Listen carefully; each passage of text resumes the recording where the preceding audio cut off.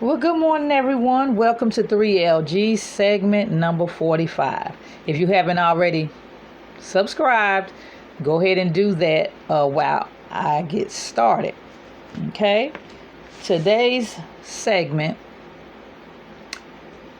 is something that we've all heard about, but sometimes we need to reiterate. So that's what I'm going to do today. And it's not so much as passages out the Bible today. Today is more about what the Bible stands for in all. Okay? So share. Don't forget to comment afterwards. And just know that I appreciate you coming by 3LG to show some love here. I'm doing this recorded before I head off to church. I've already missed Sunday school, so I'm going to go ahead and proceed with 3LG since I didn't get a chance to do that on yesterday. Today's title of this segment is Love Don't Cost a Thing. In life, we learn about emotions and feelings from an infant to adulthood. Babies experience their first feelings of love with the person that is caring for them. As they develop, they learn different emotions, as tears to hurt, smiles to happiness, raised eyebrows as into surprise or amazement. The voice tones, because some voice tones, it can perceive as angriness. Okay? As an adult, we learn about different types of love and all kinds of feelings that are guided by our emotions. Okay? Through things that we experience day-to-day life. A lot of things we buy have a cost, whether it's to be average, cheap, or expensive. Some things you can pay off, over a duration. Some things you can pay off the top. Some things take almost a lifetime to pay off. We spend hundreds of dollars. We spend thousands of dollars. And the wealthy folks spend millions of dollars on purchases over a duration of a lifetime. Often people die still owing, and our insurance has to pay it off. Those of us that's lucky to have that type of insurance. And others just enjoy what we've paid for. And many times our loved ones or our caretakers that we've left in charge of everything will sell our property that we worked so hard to pay off during our lifetime. So it's our choice. Do we want to spend a lifetime paying for a property and taxes so someone else can enjoy it after we're gone?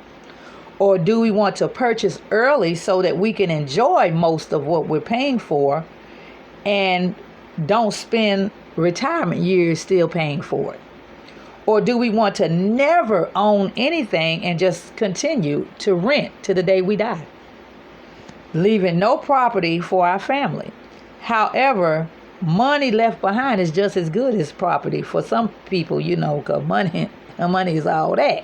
Okay? So, some family will still probably end up, regardless of whether it's paid for, we're still paying for, whether our insurance pays for it after we're gone.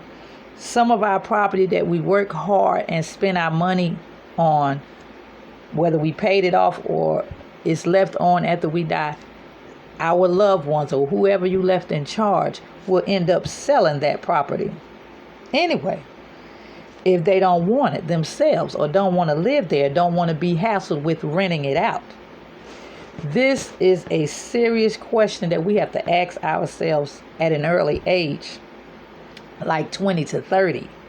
When you wait till you 40 to 55, the question becomes more lethal. And you have less time to pay off, and you'll be making payments well into retirement, unless you are a wealthy person. I'm 51, and circumstances and poor management causes me to be in survival mode instead of preparing for ownership. But because I work diligently, I will have retirement money for my children. And for me, while I'm living and after I'm gone, there will be money left for my children, but not necessarily property if I don't hurry up and try to own things now. And I don't have anything that's inherited to me, because most people have land and stuff and houses that was left to them. But I'm not one of those fortunate people. So if I don't hurry up and get a grip on what I want to buy and have before I retire, I need to get a grip on it now, which is a late start. So what do? I can't wait on the lottery win. I got to make smart decisions now. What do I leave my grands? What do I leave my children to inherit? These are personal, important factors to consider right now. So right now in my life, basically it would be money, because I do not own any property, because I'm still making payments to a vehicle. So if something was to happen to me right now, the only thing that will be left is money, which is good, because some people don't leave their loved ones nothing. So that's a good step in the right direction. But I do want to own some property. What they choose to do with it will be left on them. But the money I worked hard for to pay for it, I hope they choose wisely. That's all I can say.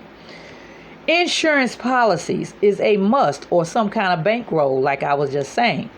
Developing for funeral costs, bills after we're gone, and money for your family to assist them in life. The Bible speaks on inheritance. We should not, if we can help it, leave our children penniless. Sometimes we can't help that because we made wrong choices in life and things happen before we intended it for it to happen, and we leave our loved ones, basically our children and husband or wife, with nothing. So please, we should not, if we can help it, like I said, leave your loved ones penniless. Make sure that you have things in motion before you leave this earth. And if you want to enjoy retirement, start early. The earlier you start, the better it is. Don't depend on, quick, fast things. Don't depend on only investments. Investments are good.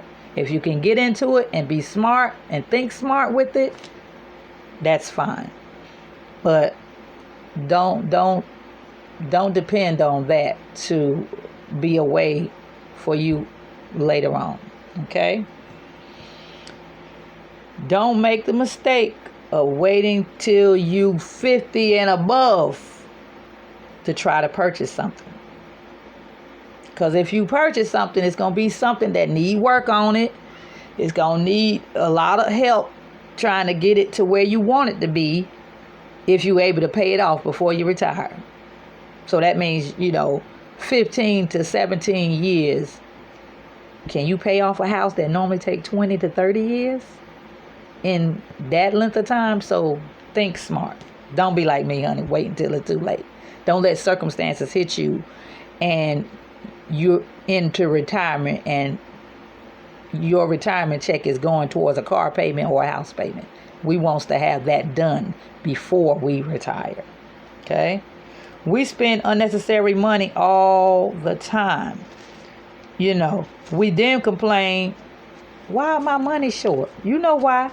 We spend and spend and spend, and we can purchase all kinds of things. Clothes, footgear, coats, handbags, jewelry, property and cars.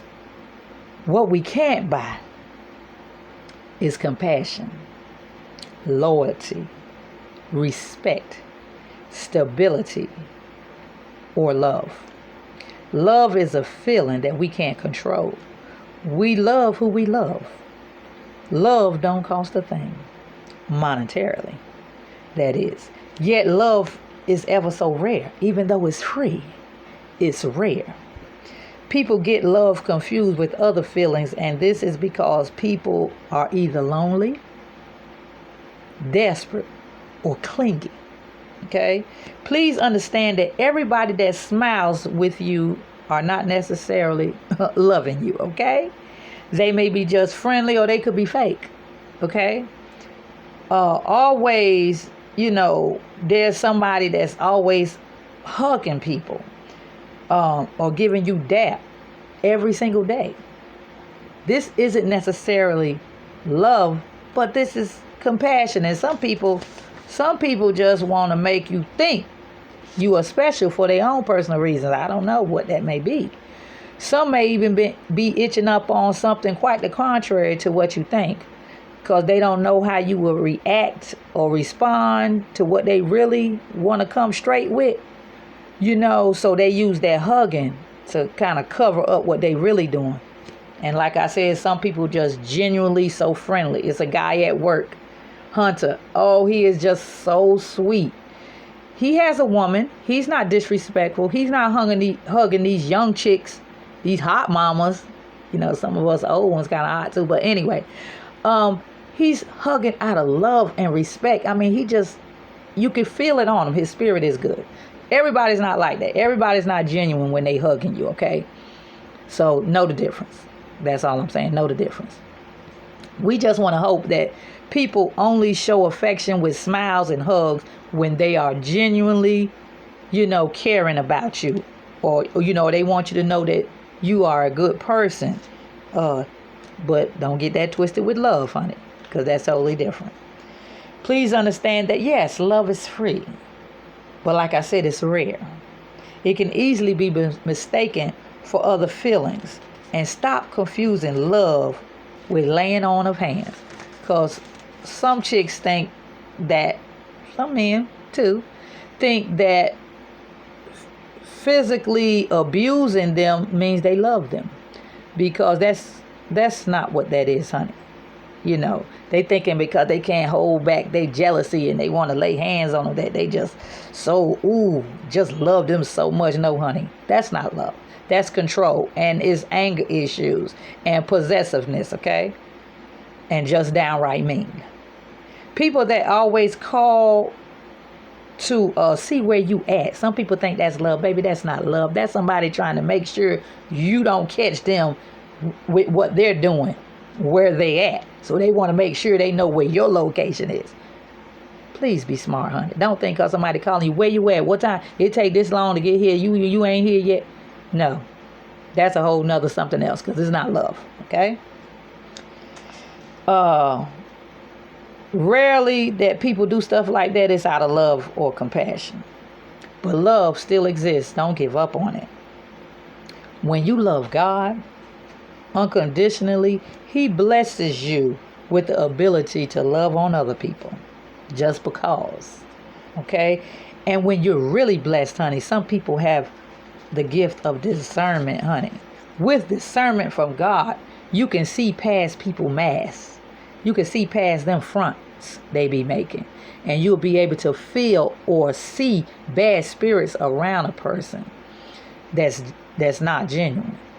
But when you block that blessing because you hung up on the flesh, on lust, or the fear of being alone, we get sucker punched when we don't use that blessing of discernment.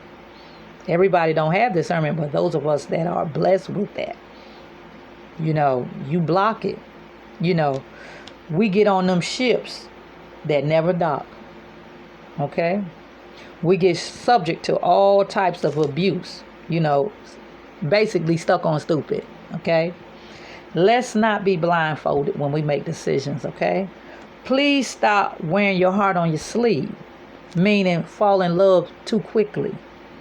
You will know when you really love someone.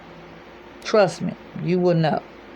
Because when you love a person, it should be unconditionally, with all that's inside of you.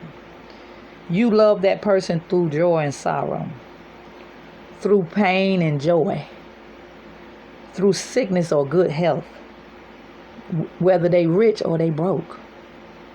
whether they personally physically fit or they get injured somehow, whether they handsome or whether they hard to look at. We all have preferences, yes. I'm talking about when you start off with somebody, they one way, and then trauma happens or life happens and they become something else. Are you willing to stick with this person? You stick there and you know you will stick there. That's loving unconditionally. Okay? But if that person switches from A to Z because they trifling or because of infidelity or switching over partners, same sex partners, that's a whole nother story. And that's between you and God, how you handle that. That's why you got to let the Holy Spirit guide you. God, let me just say this first. If you are married, legally or common law, and you're giving and you are giving marital, and you're not, what is it? This is what I'm saying. If you're married or legally common law, legally married or common law rather, and every state don't welcome common law, but that's on another level, how you handle that switch over from A to Z when a person change up on you. But if you're not married, legal or common law, and you giving marital benefits to a person that's just rented, leased, or borrowed, you in the flesh. And that's barking up the wrong tree. Okay, that's headed down the wrong path to start with. I know well about this because I've done it twice. Okay, I traveled down this road. I took this exit before more than one time. Okay, but both times the person ended up being my husband. That still don't change the fact. Okay, but as for a husband or a wife that isn't evenly yoked, God asks that you not even go down that road, okay? Because that road leads to, a lot of times, trauma and drama, okay? That's why many of our marriages don't work out, is because we were unevenly yoked as God asked, okay? Sometimes you are where you need to be in Christ and you can handle that, because I know a preacher now that married her husband and he was not saved at the time, but he later got saved, and he was just as spiritually inclined as she was. She was where she needed to be in God.